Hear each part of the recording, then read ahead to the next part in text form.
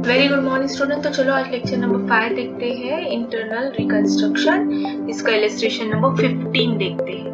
ठीक है, थोड़ा सा मुझे अलग लगा इसलिए मैंने ये ले लिया। So now see the liability and the question. फिर से यही करना है हमें, कुछ कैपिटल रिड्यूस करना है, कुछ लायबिलिटी पे करनी है, कुछ असेट हमें डिक्रीज करने हैं। ठीक है, तो चलो एक एक एडजस्टमेंट देखते हैं।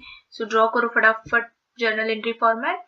नाउ सी द फर्स्ट, पहला दिया है the final scheme of reconstruction approved by duly sanction, the preference share to be reduce 60 per share and equity share 20 पर शेयर। ओके, सो देखो उन्होंने एक इसमें दिया है, प्रेफरेंस शेयर रिड्यूस किया है, इक्विटी शेयर भी रिड्यूस किया है, फेस वैल्यू कुछ चेंज नहीं की है।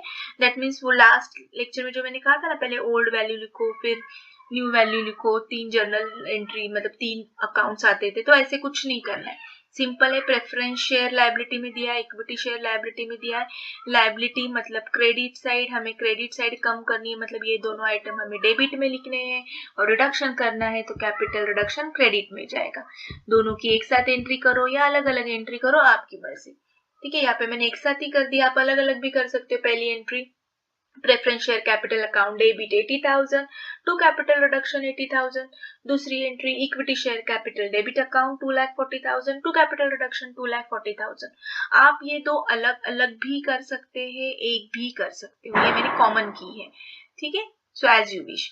उसके बाद उन्होंने दिया है कि the preference share are to pay all call money 20 per share and equity share 40 per share। अब इसका and immediately they pay, इसका मतलब क्या है? the preference shareholder पे कर जो है उनको कहा गया कि भैया चलो अब 20 रुपीज फटाक से हमें पे करो, हमें जरूरत है पैसे की।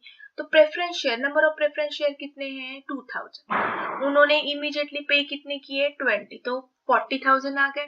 इक्विटी शेयर कितने? 3000। उन्होंने कितना पे किया? 40,000, तो 12,000। तो इमीडिएटली इस कंपनी को पैसे मिले। So cash comes in and who are the giver? किसने दिए? Preference share holder and equity share holder. तो क्या जर्नल एंट्री आएगी? Bank account debit to preference share capital to equity share capital. देखो उन्होंने दे दिए, प्रेफरेंस शेयर ने 40,000, 40,000 कैसे आए? तो प्रेफरेंस शेयर 2,000 है और उन्होंने कितना दिया? 20 रुपीज। इक्विटी शेयर का कैसे आया? 1,20,000, तो इक्विटी शेयर 3,000 है और उन्होंने कितने मांगे? 40 रुपीज। इक्वेशन में दिया है 40 रुपीज, तो 30 into 40 1,20,000। तो दोनों मिला के हमारे बैंक में, हमारे मतलब कंपनी के जो इंटरनल रिकंस्ट्रक्शन कर रही है, उनके बैंक में कितना आया? 1,60,000। Got it? सो ये अलग थी एंट्री, इसलिए मैंने ये प्रॉब्लम लिया ताकि आप कंफ्यूज ना हो जाए। चलो now will see the next one.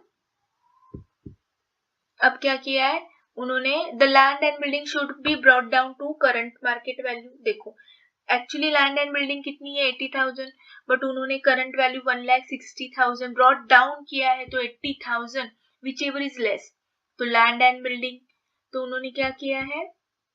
देखो ये लैंड एंड बिल्डिंग रिड्यूस किया है, 80,000 तक ब्रॉट डाउन किया है उन्होंने। ठीक है, तो पहले 80,000 थी एंड फिर अभी कितनी है? 1,60,000। तो इंक्रीज ही हो गई है, उल्टा तो इंक्रीज हो गई है और बढ़ गई है। तो हम लैंड एंड बिल्डिंग डेबिट में ही लिखेंगे, हमें कम नहीं करनी है। इनफैक्ट उन्होंने कहा तक लाई है, अभी मार्केट वैल्यू कितनी है? 1,60,000, तो उनको न्यू बैलेंस शीट में कितना लिखना है? 1,60,000। तो उन्होंने और लैंड एंड बिल्डिंग इंक्रीज ही की है। तो मतलब डेबिट के ही ग्लास में और डेबिट में ही पानी डालना है, डेबिट का ही ग्लास हमें और भरना है, तो डेबिट में ही हम और ऐड करेंगे 80,000। ठीक है, ये ट्रिक ग्लास वाली थोड़ी याद रखो तो इजी जाएगा। चलो नेक्स्ट वन। अब क्या दिया है? Okay, unsecured creditors paid dues accepted overall reduction 40%। Okay, unsecured creditors, सिर्फ क्रेडिटर्स पे ध्यान दो, अनसिक्योर्ड क्रेडिटर्स। सो 1 लाख है, उसमें से 10% उन्होंने क्या किया? Unsecured creditor are paid 10% of their dues. तो जो क्रेडिटर्स है उसमें से 10% पेड किया है और बाकी का उन्होंने क्या किया है? रिडक्शन में 40% ये किया है। तो देखो 1 लाख का 10% 10,000, तो कंपनी ने क्रेडिटर्स को 10,000 पेड कर दिया और बाकी का जो बचा है ना, एक्सेप्टेड ओवरऑल रिडक्शन 40%। तो जो 1 लाख का 40% कितना? 40,000। ठीक है, तो ओवरऑल क्रेडिटर्स कितना कम हो गया 50,000 से। देखो पहले अनसिक्योर्ड क्रेडिटर्स कितना था 1 लाख ईयर, उसमें से 10% कंपनी ने पेड कर दिया, so cash goes out, bank goes out, ठीक है, बैंक में से बैलेंस कम हुआ तो ये 10,000, समझा 10,000 कैसे आएगा। फिर 40% उन्होंने बोला चलो भैया माफ करते हैं आपको, तो 40% रिडक्शन में गया।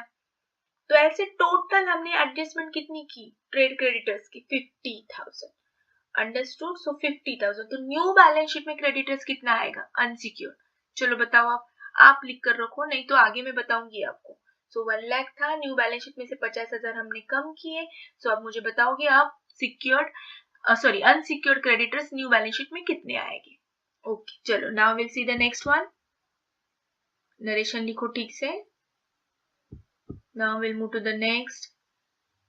Note payable and paid off completely. See, notes payable are paid off completely. हमने जो notes payable थे, जो हमें पे करने थे, वो हमने completely paid कर दिए। So क्या कर दिया हमने, पेड किया है मतलब बैंक थ्रू, और क्या पेड कर दिया, notes payable, ठीक है। Who are the receiver, notes payable, and what goes out, of course bank से पैसा गया ना, so बैंक अकाउंट। सी ये क्रेडिट साइड में है, लाइबिलिटी साइड है, लाइबिलिटी मतलब क्रेडिट, ये हमको माइनस मतलब हमको इसको गायब करना है, तो ये क्रेडिट है, तो जब गायब करेंगे तो हम डेबिट में लिखेंगे।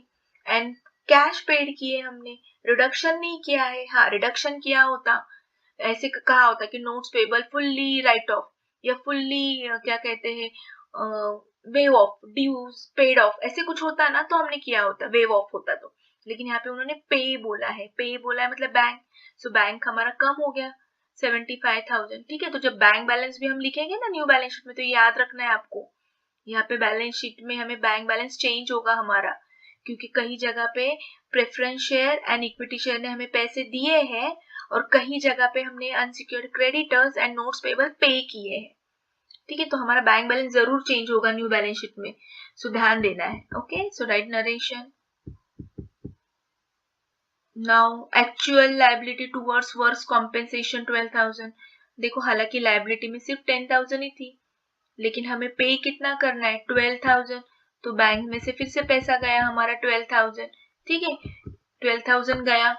Who is the receiver, workmen compensation fund उसमें ऐड होगा, लेकिन उसमें सिर्फ 10,000 ही दिया है, तो टैली हो रहा है क्या, तो ये 2,000 क्या करेंगे हम, ऑफकोर्स जब कोई किसी का नहीं होता तो कैपिटल रिडक्शन अकाउंट होता है, ठीक है। तो कैपिटल रिडक्शन में 2,000 ऐड, हमने एक्चुअल 12,000 पेड किया, एक्चुअली कंपेंसेशन फंड 10,000 था, हमारे बैंक से 12,000 गया, debit credit should get tally, तो ये 2,000 का डिफरेंस, तो उसे हम ट्रांसफर कर गए कैपिटल रिडक्शन में, ठीक है। See the narration. Now next simple last, उन्होंने सब बोला है कि फिक्टिशियस असेट, इंटेंजिबल असेट सब कुछ राइट ऑफ करो, नहीं कहा होता तो भी हमने किया होता, तो बस रेवेन्यू लॉस करो, जो जो अब असेट में दिया है ना ये सब कुछ दिया है ना, और जो जो फिक्टिशियस असेट दिए है ना, असेट मतलब डेबिट, कम करना है तो ये सबको क्रेडिट में लिखो एंड कैपिटल रिडक्शन को डेबिट में लिखो, फाइनली डन, ठीक है। देखो जो जो उन्होंने कहा था वो हमने सब रिड्यूस कर दिया। चलो now will move to the capital reduction. अब ये इसकी एंट्री करनी है, लेकिन ये एंट्री कब मिलेगी हमें, इसके लिए हमें क्या ओपन करना होगा, चलो जिन्होंने 3 लेक्चर देखे हैं, जिन्होंने सॉल्व किया उनको पता चलेगा, इसके बाद कंपलसरी हमें capital reduction amount account open करना होता है, तो चलो कैपिटल रिडक्शन अकाउंट ओपन करो, फिर हम जो अमाउंट आएगी बैलेंस वो ट्रांसफर करेंगे। सो देखो इस तरीके से कैपिटल रिडक्शन, अब कब क्रेडिट एंड कब डेबिट मैंने पहले भी 3 लेक्चर में बताया, जहां जहां पे जर्नल एंट्री में हमने कैपिटल रिडक्शन क्रेडिट किया है वो सब अमाउंट यहाँ पे, जहां जहां पे हमने कैपिटल रिडक्शन डेबिट किया है वो सब अमाउंट यहाँ पे, ठीक है। देखो एक बार आप देख लो, यहाँ पे कैपिटल रिडक्शन क्रेडिट है तो हमने भी क्रेडिट कर दिया, ठीक है। नेक्स्ट और कहाँ पे कैपिटल रिडक्शन है, देखो ये अलग अलग से बताया हमने, देखो कैपिटल रिडक्शन, ठीक है, तो बराबर 3,20,000 आया ना दोनों के टोटल। देन नेक्स्ट और कहाँ पे बताया, यहाँ पे देखो यहाँ पे भी कैपिटल रिडक्शन क्रेडिट है 80,000, तो यहाँ पे भी 80,000, उसके बाद यहाँ पे भी कैपिटल रिडक्शन, अरे यार पे कैपिटल रिडक्शन 40, तो यहाँ पे भी 40। तो जहां जहाँ पे कैपिटल रिडक्शन क्रेडिट है वो क्रेडिट बताया, जहां पे कैपिटल रिडक्शन डेबिट है डेबिट बताया। Finally we close it, we get the balance, credit minus debit, we get 1,43,000। It's time to transfer capital reduction. Okay, तो यहाँ पे आपको क्या क्या करना होता है, जर्नल एंट्री करना होती है, कैपिटल रिडक्शन अकाउंट बनाना होता है एंड वर्टिकल बैलेंस शीट बनानी होती है। ठीक है, ओके। बैंक अकाउंट का भी बैलेंस हमें ढूंढना है ना, तो इसलिए बैंक अकाउंट भी उन्होंने सेपरेटली बनाया, क्योंकि हमको मैंने जब भी कहा था कि बैंक बैलेंस जरूर ही लेगा, क्योंकि कुछ चीजें देखो, इन दोनों ने हमें पैसे दिए, सो बैंक बैलेंस बढ़ा, ये ओपनिंग ऑलरेडी था, और इन लोगों को अपन ने पेड किए हैं, तो फाइनली हमारा बैलेंस नए बैलेंस शीट में कितना आएगा, 73,000। ये आप ओरली भी कर सकते हो, या अगर आपको चाहिए तो बैंक अकाउंट बना दो। ठीक है, तो सेम यहाँ पे जहां जहाँ पे बैंक डेबिट है वो डेबिट लिखो, जहां जहाँ पे क्रेडिट है वो क्रेडिट लिखो। देखो यहाँ पे बैंक किधर है, क्रेडिट है, सो वहां पे क्रेडिट लिखा मैंने। ठीक है, देखो यहाँ पे भी बैंक है, सो जहां जहाँ पे है नोट्स पेएबल, देखो नोट्स पेएबल लिख दिया, वर्क्समैन कॉम्पेंसेशन क्रेडिट है लिख दिया, जहां जहाँ पे क्रेडिट है वो क्रेडिट में लिखो। तो finally 73,000 and this is your vertical new balance sheet. देखो कैपिटल रिजर्व हमें अभी जस्ट मिला था, वो पुट करना है, भूलना नहीं है। अनसिक्योर्ड क्रेडिटर्स मैंने पूछा था, 1 लाख था, 50,000 माइनस किया तो 50, तो नए बैलेंस शीट में अनसिक्योर्ड क्रेडिटर्स 50 आएगा, सिक्योर्ड एज इट इज आएगा। ठीक है, बाकी का ये भी हमने कुछ चेंजेस किए हैं, 80 पेड अप, 60 पेड अप लिख दो। नाउ हियर आल्सो सेम, ये सब हमने डाला है, बैलेंस अमाउंट, सॉरी ये हमने कट कर दिया है। देखो plant and machinery, land and building हमने 1,60,000 बताई, पहले ओल्ड बैलेंस शीट में 80,000 थी, बट उन्होंने कहा कि नहीं 1,60,000 है, सो और 80,000 हमने ऐड किए, डेबिट में ही डेबिट लिखा plant and machinery.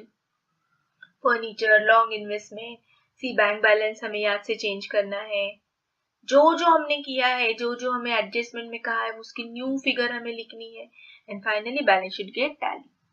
I hope ये चैप्टर समझा, ये पास भी प्रॉब्लम करोगे ना तो एटलीस्ट आपको 80% आ जाएगा। ठीक है, डोंट गेट पैनिक। मैंने ऑलरेडी ही पेपर पैटर्न मैंने मेरे कम्युनिटी पे शेयर किया है, आप जाके देख लो। 3 प्रॉब्लम आते हैं, problem chapter 2, chapter 3, chapter 4। Chapter 2 is internal reconstruction, chapter 3 banking final account, and chapter 3 is a investment account। ये तीनों में से कोई भी 2 प्रॉब्लम आपको करनी है, तो आप डिसाइड करो। मेरे ख्याल से इन्वेस्टमेंट अकाउंटिंग भी इजी है, फाइनल अकाउंट भी इजी है, अगर आप बार बार प्रैक्टिस करोगे तो। So it's depend on you, आप पूछो ही मत कि मैं क्या करूँ और कौन सा डिफिकल्ट है। इन तीनों में से कोई भी 2 करो, ऑब्जेक्टिव अच्छे से करो। कोशिश कर रही हूँ मैं ऑब्जेक्टिव का भी वीडियो लाने की, लेट्स सी कितना टाइम मिलता है। ओके, तो तब तक के लिए have a nice day, bye bye.